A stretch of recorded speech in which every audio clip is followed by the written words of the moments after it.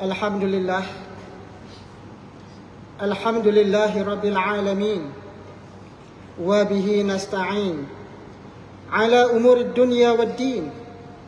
Wassalatu wassalamu ala ashrafil anbiya'i wal mursalin, nabiyyina Muhammadin sallallahu alaihi wasallam wa ala alihi wa ashabihi wat tabi'in wa man tabi'ahum bi ihsanin ila yaumiddin. Asyhadu an la ilaha illallah wahdah la syarika lah, lahul mulk lahul malikul haqqul mubin. Wa asyhadu anna sayyidana wa habibana wa syafi'ana Muhammadan abduhu wa rasuluh sadiqul wa'dil amin. Amma ba'd. Faya ayyuhal hadirun ittaqullaha haqqa tuqatih wa la tamutunna illa wa antum muslimun. Faqala Allah ta'ala fil Qur'anil Karim, a'udzu billahi minasy syaithanir rajim. وَمَا كَانَ الْمُؤْمِنُونَ لِيَنْفِرُوا كَافَّةً فَلَوْلَا نَفَرَ مِنْ كُلِّ فِرْقَةٍ مِنْهُمْ طَائِفَةٌ لِيَتَفَقَّهُوا فِي الدِّينِ وَلِيُنْذِرُوا قَوْمَهُمْ إِذَا رَجَعُوا إِلَيْهِمْ لَعَلَّهُمْ يَحْذَرُونَ. صدق الله العظيم وصدق رسوله الأمين وإنا على ذلك من الشاهدين. Ma'asyirul muslimin, sidang jemaat rahimakumullah. Alhamdulillah, segala puji-pujian bagi Allah Subhanahu wa taala.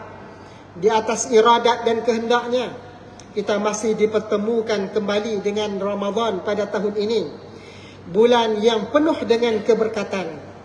Selawat dan salam kepada junjungan baginda Muhammad sallallahu alaihi wasallam, utusan Allah, Rasulullah yang membawa cahaya dan kebenaran Islam, membawa manusia dari alam kegelapan menuju peradaban Islam yang penuh dengan keagungan.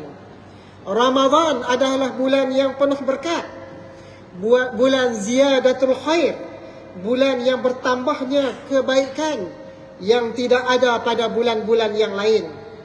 Allah Subhanahu wa taala menjanjikan keampunan bagi segala kekhilafan, kemaksiatan dan dosa yang pernah dilakukan, dan puncaknya Allah Subhanahu wa taala akan mengurniakan dan menjanjikan sifat al-muttaqin bagi orang-orang yang benar-benar melaksanakan puasa pada bulan Ramadan. Kita telah menjalani 2/3 daripada bulan Ramadan. Mudah-mudahan kita tetap bersemangat dan berkobar-kobar serta bersabar untuk melaksanakan ibadat puasa, tetap istiqamah dalam membaca Al-Quran, dan tetap kuat untuk hadir bersolat tarawih di masjid. Dan insya-Allah nilai-nilai yang kita perolehi selama di bulan Ramadan ini akan membawa batin kita kepada ketenangan dan kebahagiaan. Dan itulah petanda bahawa hawa nafsu kita sudah mula dikawal oleh iman kita. Al-Imam Abu Hamid Al-Ghazali, atau lebih dikenali dengan Imam Ghazali, pernah menyatakan dalam kitabnya Ihya Ulumuddin, katanya, as-sa'adatu kulluha fi an yamlika ar-rajulu nafsahu wasyaqawatu fi an tamlikahu nafsahu. Kebahagiaan adalah ketika mana, saat mana seseorang itu mampu menguasai nafsunya, dan kesengsaraan apabila saat orang itu dikuasai oleh nafsunya. Ketika mana nafsu mampu dikawal oleh kita, maka dari sana akan tersingkap fitrah yang suci dalam diri kita.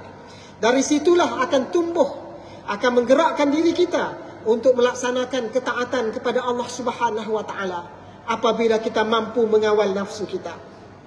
Manusia yang sebelumnya penuh dengan sifat-sifat dusta, yang selalu menipu, berbuat keburukan, akan berubah menjadi orang yang jujur, suka membantu dan melakukan kebaikan apabila ia mampu menguasai hawa nafsunya. Itulah yang disebut sebagai hati yang tenang, hidup yang penuh dengan akhlak yang baik. Sidang Jumaat yang berbahagia, pada 10 terakhir bulan Ramadan ini, Allah Subhanahu wa taala menjanjikan hadiah yang istimewa untuk kita semua. Dan ia berlaku hanya satu kali dalam setahun, yaitu malam Lailatul Qadar.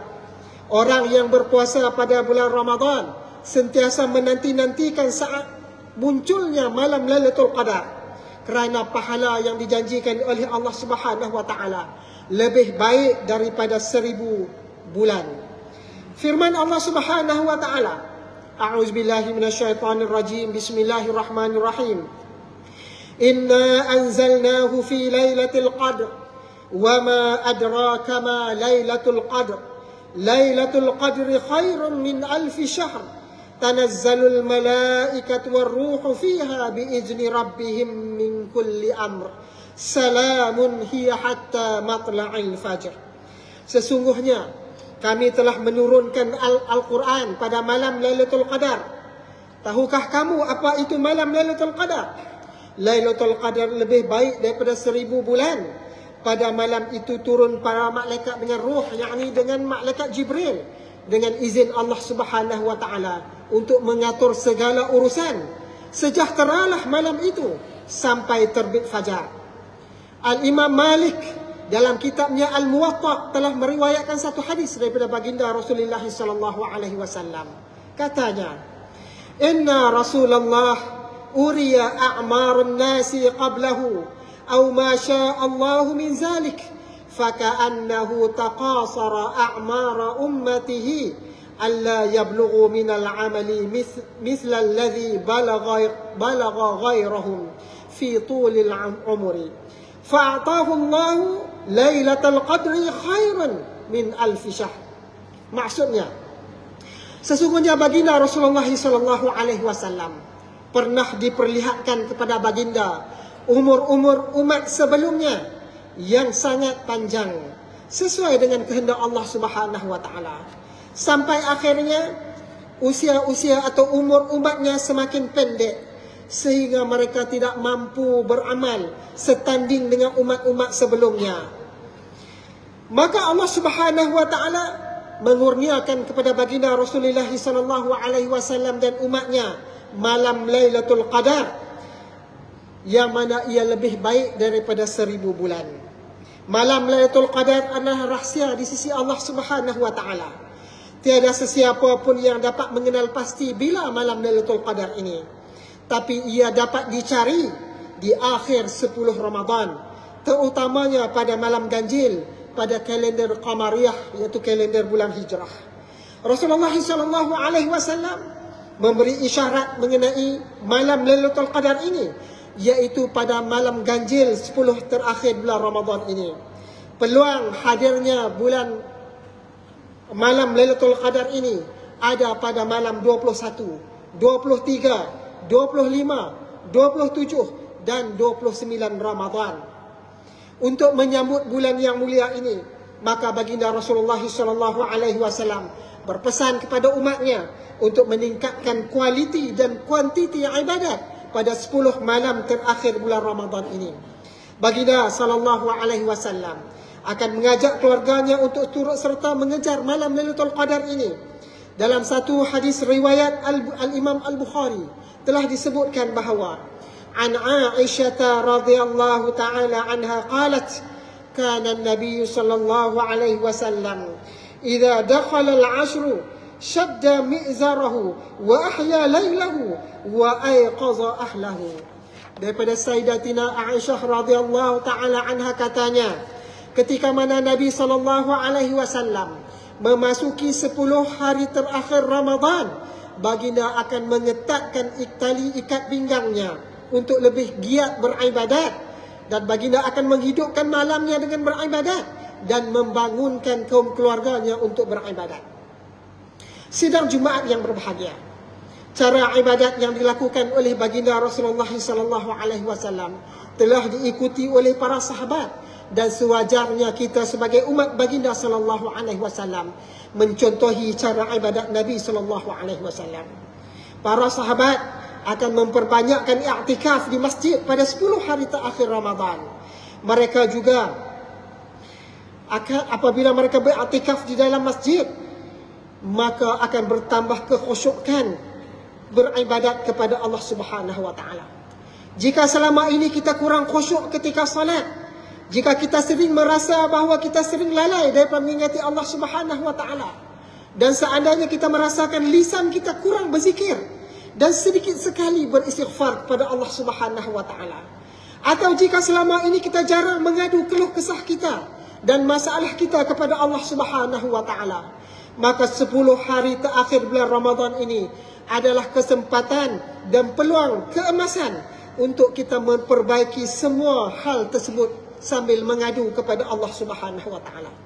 I'tikaf adalah masa yang paling tepat untuk kita menebus kelalaian kita selama setahun yang lalu. Dan kita, yang mana hidup kita setahun yang lalu, kita disibukkan dengan urusan dunia dan segala masalah problem dalam kehidupan kita.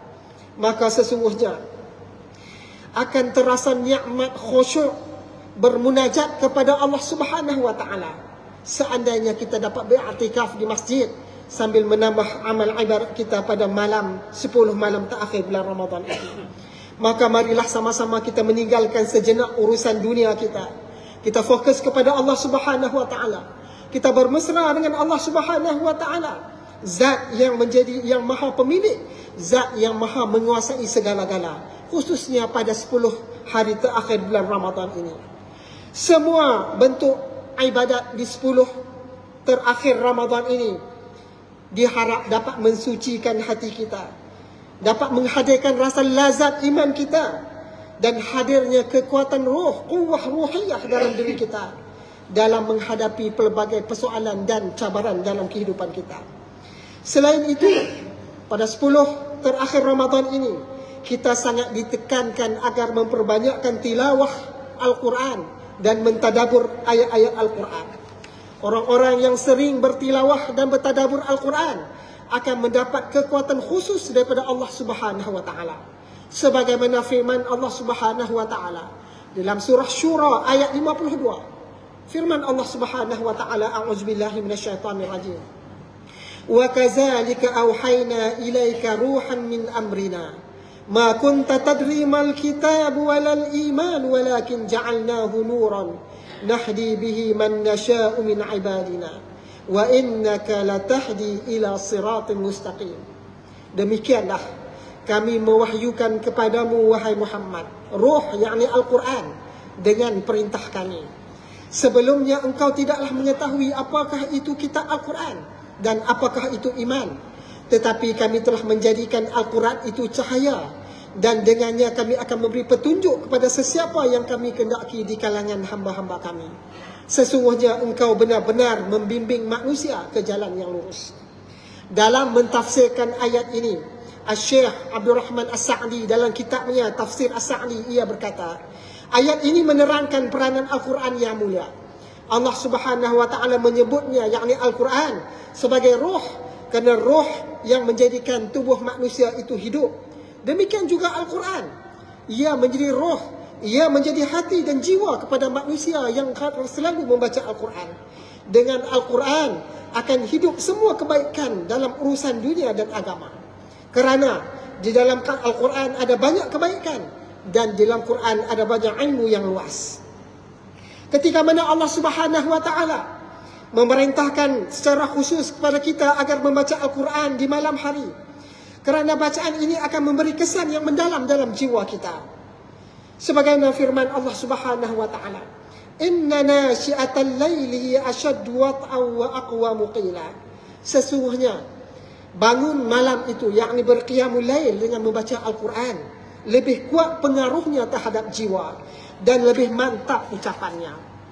Bagi orang-orang yang tidak mampu beriktikaf di masjid, seperti mana amalan baginda Rasulullah dan para sahabat, kerana kesibukan urusan kehidupan, maka bolehlah memperbanyakkan istighfar kepada Allah Subhanahu wa taala, bermunajat dan bertilawah dengan Al-Quran, ataupun berqiyam Ramadan, lebih-lebih lagi pada 10 hari terakhir Ramadan ini. Seperti mana yang telah disebut oleh baginda Rasulullah sallallahu alaihi wasallam, yang ditunjukkan oleh baginda Rasulullah sallallahu alaihi wasallam, amalan ibadat perlu ditambah pada 10 malam terakhir bulan Ramadan ini. Qiyamul lail perlu diisi dengan zikrullah, diisi dengan istighfar, tilawah, berdoa, ataupun bersolat hajat dan bersolat tahajud. Kita juga boleh bertahajud secara berjemaah sambil membaca satu juzuk satu malam bersama imam dengan bacaan yang penuh tartil, insya-Allah pasti kita berpeluang mendapat malam Lailatul Qadar dan akan lebih terbuka untuk kita mencapai malam tersebut. Apabila seseorang mendapati malam Lailatul Qadar, maka orang itu berada di malam yang penuh keampunan, malam yang penuh penganugerahan, darjat kemuliaan, dan berada dalam penuh kebaikan untuk tahun yang seterusnya. Terdapat satu doa yang diajar oleh baginda Rasulullah SAW apabila kita berjumpa malam Lailatul Qadar ini, malam yang penuh kemuliaan dan keberkatan ini. An Aisyah radhiyallahu ta'ala anha qalat, qultu ya Rasulullah, in waqaftu Lailatul Qadri ma ad'u bihi. Qala quli Allahumma innaka afuwun karimun tuhibbul afwa fa'fu anni. Akhrajahu At-Tirmizi. Daripada Sayyidatina Aisyah radhiyallahu ta'ala anha, ia bercerita bahawa ia pernah bertanya kepada baginda Rasulullah SAW, ya Rasulullah, seandainya aku bertemu dengan malam Lailatul Qadar, apakah doa yang harus ku baca? Lalu Rasulullah menjawab, bacalah Allahumma innaka afuwun karimun tuhibbul afwa fa'fu anni. Ya Allah, ya Tuhanku, sesungguhnya Engkau Maha Pengampun dan Engkau Maha Mulia. Engkau suka kepada keampunan, maka ampunilah dosaku ya Allah. Barakallahu li wa lakum fil Qur'anil azim wa naf'ani wa iyyakum bima fihi minal ayati wa zikril hakim. وتقبل مني ومنكم تلاوته إنه هو السميع العليم. أقول قولي هذا وأستغفر الله العظيم لي ولكم ولسائر المسلمين والمسلمات والمؤمنين والمؤمنات فاستغفروه إنه هو الغفور الرحيم. اللهم صل وسلم على سيدنا محمد وعلى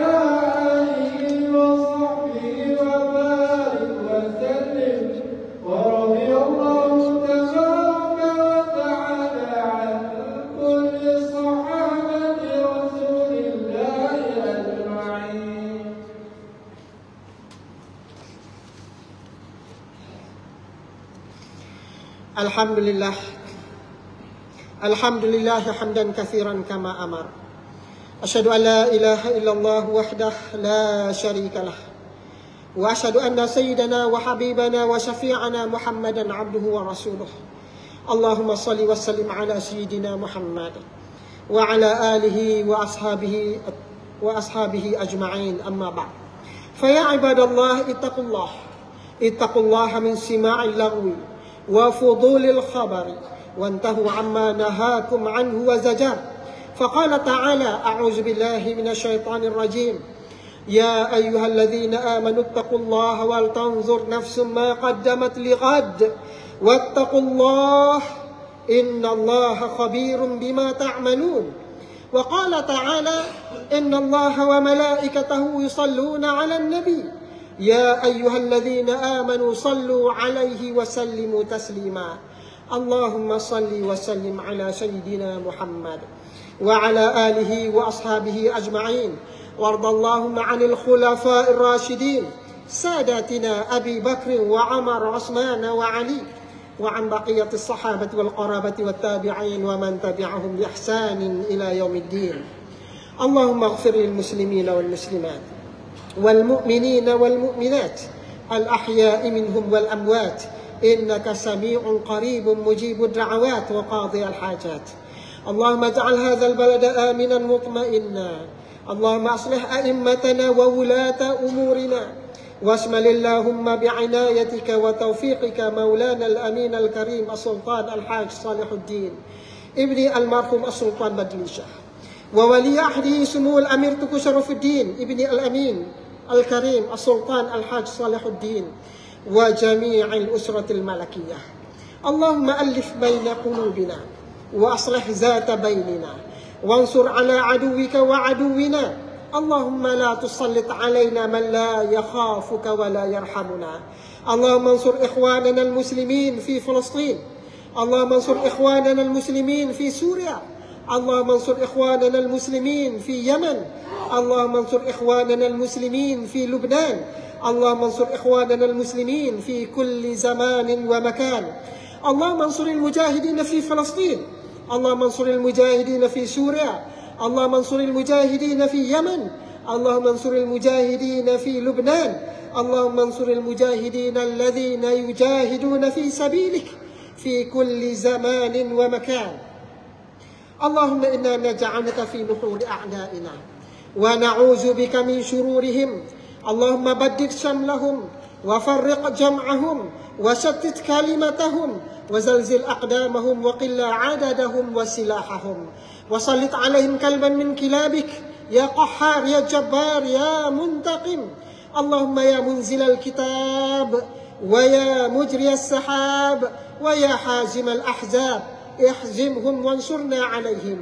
اللهم عليك باليهود ومن والاهم، اللهم عليك باليهود ومن والاهم، اللهم عليك باليهود ومن والاهم، اللهم عليك بالنصارى ومن والاهم، اللهم عليك بأحزاب المشركين الطاغين الظالمين ومن والاهم. اللهم دمرهم تدميرا وتبرهم تتبيرا واجعلهم هباء منثورا. اللهم انصر من نصر دينك واخذل من خذل دينك. اللهم أعز الإسلام والمسلمين وأذل الشرك والمشركين ودمر أعداءك أعداء الدين وانصر عبادك المؤمنين. ربنا لا تزغ قلوبنا بعد إذ هديتنا وهب لنا من لدنك رحمة إنك أنت الوهاب. ربنا آتنا في الدنيا حسنة وفي الآخرة حسنة وقنا عذاب النار. عباد الله، إن الله يأمر بالعدل والإحسان وإيتاء ذي القربى وينهى عن الفحشاء والمنكر والبغي يعظكم لعلكم تذكرون.